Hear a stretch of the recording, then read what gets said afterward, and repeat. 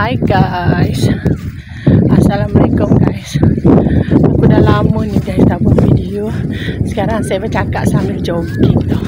Korang tahu saya jogging dekat mana? Dekat lapangan Astaka, Lumut Manjung. Cik terus cik. Sini ramai orang guys. Okay guys, saya nak cerita di sini ya guys ya, tentang orang habis sekolah atau tamat SMA atau habis SPM di Malaysia ni ya guys. Kenapa ya guys? Di Malaysia ni pendidikan sangat dipermudah oleh kerajaan ya guys. Tak kira lah orangnya kaya, pandai, miskin, semua dipermudahkan oleh kerajaan ya guys. Seperti ya, janji kamu mau sekolah, kamu boleh mempertingkatkan nilai kamu bagus, kamu boleh sekolah memilih universiti atau universitas mana yang kamu mau gitu guys. Kalian tahu tak guys, sistem di Malaysia ni kalau masuk universiti atau universitas nggak perlu kamu orangnya siapa gitu. Nilai kamu bagus, kamu boleh dipilih oleh universitas manapun di Malaysia ni atau luar negara akan bagi kamu pilihan. Universitas akan pilih orangnya guys. Kalau nilai SPM atau kelulusan SMA kamu bagus, nggak perlu kamu takut ada duit atau nggak ada duit, kamu orang miskin atau orang kaya. Kalau nilai kamu bagus, universitas manapun akan pilih kamu. Kalau nilai kamu pas-pasan atau ada 4E, 5 kredit gitu kan, nilainya agak bagus, banyak aja universitas boleh dipilih guys. Kamu pilih yang mana yang kamu mau. Urusan pembayaran guys, itu dikira belakangan. Kalau kamu orang golongan menengah ke bawah, lagi banyak bantuan untuk kamu masuk universitas guys. Dari segi biaya, ada universitas tu menawarkan bagi duit setiap bulan seperti digaji gitu kan. Macam-macam lah tawaran guys di Malaysia ni. Sangat memudahkan untuk rakyatnya untuk belajar, melanjutkan pelajaran ke tingkat universitas gitu guys. Tidak perlu ke contoh kita punya anak ya kan guys, kita susah atau kita kurang mampu gitu ya kan guys. Habis itu gimana ya, saya kurang mampu, anak saya takut nanti nggak boleh belajar ke universitas gitu. Tapi di Malaysia ni tidak guys. Janji anak kamu ada kemauan, mempunyai nilai, boleh membawa dia ke universitas, kamu mohon saja. Semua ada jalannya guys. Saya pun heran itu guys. Saya bagi contoh ya, nggak perlu jauh-jauh. Anak saya baru habis SPM ya guys. Tidaklah nilainya bagus mana gitu kan, tapi bolehlah membawa dia naik masuk universitas ke anak saya memilih dia mau melanjutkan pelajaran dia kemana gitu. Ada satu universiti itu guys meminta anak saya belajar kat situ, malahan setiap bulan dibagi duit allowance 1,000 lebih guys. Ada yang asrama free, gratis, uang makan ada yang gratis, tergantung guys. Kita boleh memilih guys ternyata di Malaysia ni guys. Hebat tak Malaysia pasal pendidikan gitu guys di Malaysia. Maaf korang, suara saya ngos-ngosan sebab saya selalu setiap minggu jogging seperti ini guys. Kalau enggak saya naik basikal. Kali ini saya selalu jogging kan. Tapi saya ingin bercerita juga pengalaman saya sama korang. Itulah guys, kenapa ya di Malaysia seperti ini gitu kan. Itu di Malaysia guys, orang tak banyak yang tak tahu gitu. Gak kira lah, janji dia orang Malaysia semua dipermudahkan pasal pendidikan guys. Itu nak masuk perguruan tinggi saja guys, belum lagi masuk sekolah SD, SMP. Bagi yang tidak mampu guys, korang tahu tak, itu gratis guys. Uang makan gratis, sekolah makan gratis, baju sekolah gratis gitu guys di Malaysia ni. Tidak ada yang double standard, guys. Tidak semestinya kita bapak mak kaya baru boleh masuk universitas, guys. Di Malaysia ni, janji kamu pandai, kamu miskin sekalipun, kalau kamu pandai, kamu boleh pilih universitas mana yang kamu mau, guys. Itu kira gratis juga, guys. Ditaja atau disponsor oleh universitas itu sendiri, guys. Saya bagi contoh ya. Kemarin itu ada anak kawan saya itu, guys. Dia punya kelulusannya bagus, guys. Ada 7A gitu kan. Kalau kelulusannya bagus seperti itu, guys, universitas banyak sekali bagi tawaran dekat dia, guys. Beasiswa lagi dapat gitu kan. Itu kelebihannya, guys. Kalau kelulusannya sedikit saja bagus, ada 5 kredit, 6 kredit gitu kan, guys. Itu pun masih banyak tawaran juga, guys, untuk sekolah belajar ke universitas. Aduh, korang rasa happy tak jadi orang rakyat Malaysia seperti itu, guys? Korang bayangkan lah, zaman saya sekolah dulu dekat Indonesia ya, guys ya. Mungkin sekarang pun seperti itu. Niat ada mau masuk universitas, guys. Nilai pun juga ada bagus, guys. Tapi mak saya nggak mampu, guys, pergi masuk ke universitas. Memasukkan saya, guys. Saya nggak tahu prosedurnya dulu macam mana ya kan. Mungkin sampai sekarang pun menurut saya kan, kebanyakan orang yang ada duit saja masuk universitas, guys. Betul tak, guys? Tapi di Malaysia ni, guys, saya terkejut sekali, guys. Saya selama ni kurang tahu juga cara orang masuk universitas tu gimana kan, guys. Sekarang sebenarnya dia, saya mengalami dengan anak saya sendiri, guys. Anak saya kan dah jadi rakyat Malaysia kan. Dia boleh memilih, guys, universiti mana yang dia nak. Gitu, guys. Di Malaysia ni ternyata betapa bagus dan beruntungnya anak Malaysia menurut saya kan. Bagi yang mau belajar, bagi yang tak mampu, otaknya mau belajar kurikulum, ada kemahiran, guys. Korang jadi semangat saya cerita tau. Belajar kemahiran ini seperti kalau anak-anak yang nggak mau belajar kurikulum ni kan, mau bengkel kereta ke, mau berminat dengan internet atau IT ke, atau berminat dengan makeup ke, atau berminat dengan buat pelaminan ke, sejenis itulah semua. Motor kereta, semua sejenis itu, guys. Semua ada sekolahnya, guys. Semua boleh masuk. Itu pun nggak bayar, guys. Ada elon setiap bulan lagi, guys. Jadi jarang kita melihat anak-anak muda di Malaysia ni atau anak-anak di bawah umur Malaysia ni tidak bersekolah, guys. Sebab salah bagi orang tua, kedua orang tua tidak menyekolahkan anak di Malaysia ni, guys. Kita tidak boleh membiarkan anak kita berkeliaran di jalanan atau dimanapun di saat jam sekolah, guys. Jadi maka kita lihat banyak kelebihan di Malaysia ni tentang pendidikan. Maka pendidikan di Malaysia ni boleh dikatakan grade A, guys. Disiplin tinggi.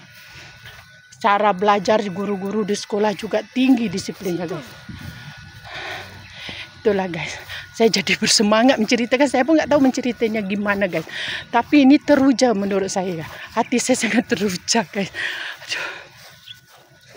Saya tidak heran di Malaysia ni mereka ini ya, guys. Kenapa pendidikan itu dari dini diajar disiplin, diambil orang yang otak yang cerdas untuk masuk ke universiti, bukan sebab orang berpengaruh anak dia boleh masuk ke universitas gitu.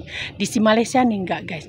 Maka di Malaysia ni kita melihat apapun itu pekerjaan orang, walaupun itu menterinya, walaupun itu dokter, walaupun itu guru, itu mereka, guys, pasti mempunyai pelajaran, punya IQ yang sangat tinggi, guys. Maka kita lihat kualiti mereka bekerja, kualiti guru-guru yang mengajar di sekolah, kualiti dokter di rumah sakit, kualiti MP atau menteri-menterinya gitu kan, guys, kabinet-kabinetnya gitu kan, berkualiti, guys. mereka ini berpelajaran tinggi guys. Betul-betul orang yang berkualiti, yang berpelajaran tinggi saja boleh jadi seperti itu guys. Maka kita melihat seperti bengkel kereta saja, contoh bengkel kereta atau mobil, bengkel motor atau motosikal gitu kan guys ya. Itu mereka yang bekerja di situ guys. Mereka itu yang bekerja bukan orang sembarangan guys. Itu mereka ini sekolah guys. Sekolah kemahiran nama dia. Sekolah kemahiran, ada yang 2 tahun, ada yang 3 tahun lebih macam itu guys. Mereka ni sudah mahir baru boleh bekerja di bengkel kereta guys. Jadi tidak sembarangan sok-sok pandai gitu guys. Maka di Malaysia ni tidak ada yang boleh cuai gitu kan. Walaupun kerja kemahiran seperti bengkel tidak boleh cuai, tidak boleh suka-suka gitu. Walaupun dia jadi doktor gitu kan, tidak boleh suka-suka guys. Tidak boleh tidak ada disiplin gitu. Makanya korang tengok di hospital Malaysia ni kan guys. Ini jadi panjang ceritanya gitu. Korang tengok cara orang Malaysia bekerja di hospital atau rumah sakit gitu. Termasuk orang guard di depan atau security, termasuk resepsionis atau orang counter kat depan itu kan, termasuk misi-misi bapak-bapak menteri gitu kan. Mereka ni punya IQ tinggi guys. Mereka ini punya sekolah, ada sekolah spesialnya guys. Mereka ni diajar betul-betul disiplin guys, cara bekerja, melayani orang yang datang gitu kan. Maka kita tengok di Malaysia ni jarang sangat pasien komplain pasal rumah sakit atau hospital. Korang perhatikan, korang pernah tengok tak? Jarang sekali guys. Sebab mereka ni di sekolah guys, betul-betul dipilih orang yang layak saja yang boleh bekerja seperti ini. Bukan sebab orang, contoh anak berpengaruh, anak seseorang boleh bekerja seperti ini, tidak guys. Cuma orang yang punya IQ tinggi, yang berpelajaran saja boleh bekerja profesional seperti ini. Jadi maka kita lihat di rumah sakitnya atau hospitalnya di Malaysia, atau perkantoran atau pejabat di Malaysia, pejabat PNS-nya atau pejabat kerajaannya di Malaysia guys, mereka semua profesional boleh bekerja. Sebab mereka ni melahirkan, dia sekolah guys. Sekolah itu dia mendidik dengan betul, dengan cara yang betul, dengan disiplin yang kuat guys. Tidak sembarangan, tidak boleh asal-asal lulus saja kamu boleh jadi PNS. Tidak guys. Di Malaysia ni semua itu diambil kira guys. Semua harus disiplin guys. Maka di Malaysia ni orang yang betul-betul pandai saja yang boleh masuk universitas guys.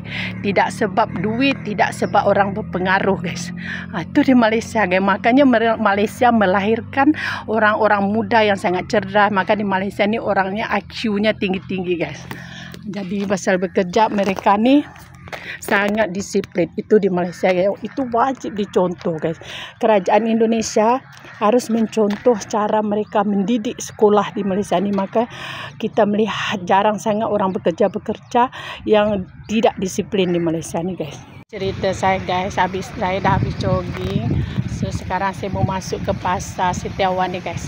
Saya nak beli sayur-sayur kampung. Adik! Ya Allah, jauhnya anak saya. Jauh betul pergi ke ayah, cepat. Jauhnya anak saya guys. Saya nak pergi beli sayur-sayur kampung guys.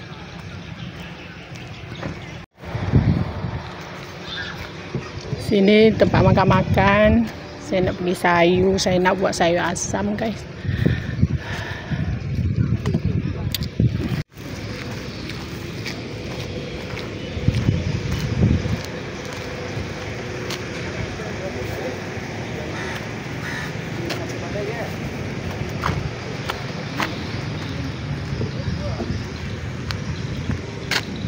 Saya selalu datang ke pasar ni guys. Saya selalu beli sayur sini.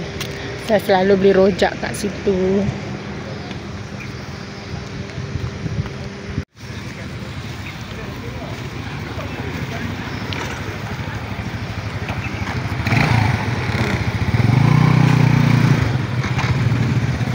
Saya nak cari daun salam. Daun salam. Ya? Daun salam. Tak ada. Yang kering ada saja. Ya, yang hijau tak ada. Sini banyak sayur kampung guys. Daun salam, daun salam.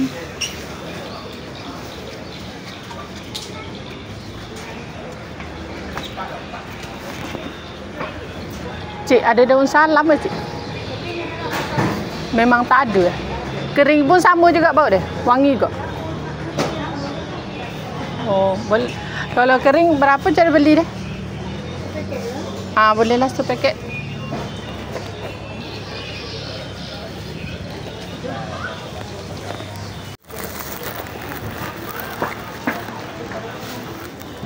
Nak ambil terong ni lah sikit. Ni apa ni putihnya cik? Ni? Temu. Oh, temu. Temu ke ceku? Terong ni sedap guys. Ulam buat sambal ladu. Terong ni punya harga sama je ke? Sama je. Nama cik sama daun salam tadi. Campur daun salam baik. RM7.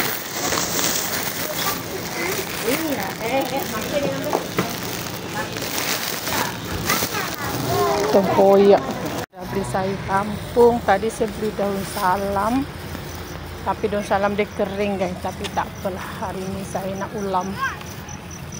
Ulam-ulam ikan goreng saja guys. Buat sayur asam. Saya mau balik ya guys. Nanti saya sambung lagi cerita saya kat rumah.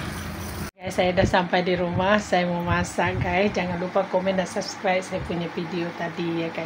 Sebenarnya saya menceritakan itu apa ya, itu pengalaman jugalah seperti yang saya ceritakan tadi. Itu yang saya lihat di Malaysia tentang pendidikan guys, sangat tegas dan sangat apa ya, apa yang dipanggilnya, pokoknya sangat bagus lah cara pendidikan di Malaysia dan tidak membebankan rakyatnya, tidak membebankan anak murid gitu, dipermudahkan segala urusan gitu. Walaupun masuk universiti atau segala apapun, jadi kamu ada kemauan, pasti ada jalan di situ guys. Itulah kerajaan di Malaysia guys.